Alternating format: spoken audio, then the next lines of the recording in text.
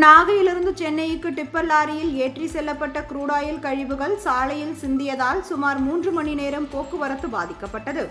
நாகை மாவட்டத்தில் அமைந்துள்ள பெட்ரோலிய நிறுவனத்தில் க்ரூட் ஆயில் சுத்திகரிப்பு செய்யப்பட்ட பின்னர் அதன் கழிவுகள் டிப்பர் லாரிகள் மூலம் சென்னைக்கு எடுத்து செல்லப்பட்டு வருகிறது. இந்நிலையில் நேற்று இரவு நாகையிலிருந்து க்ரூட் ஆயில் கழிவு ஏற்றி சென்ற டிப்பர் லாரியில் ஏற்பட்ட கசிவு காரணமாக காரைக்கால் அம்பாள் சத்திரம் பகுதியில் சுமார் 300 மீட்டர் தூரத்திற்கு க்ரூட் ஆயில் கொட்டியது. இதனால் சாலையில் சென்ற வாகனங்கள் வழிக்கு விபத்திற்குள்ளாகின. இதில் இருசக்கர வாகன ஓட்டிகள் சிலர் காயமடைந்தனர்.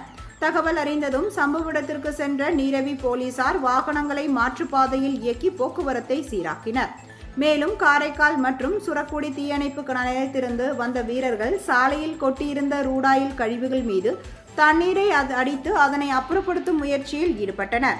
அவசர கதியில் க்ரூட் ஆயில் கழிவுகள் சாலையின் அருகே உள்ள வாய்க்காலில் தள்ளிவிடப்பட்டதால் அங்கு சுற்றுச்சூழல் பாதிப்பு நிலை ஏற்பட்டுள்ளது.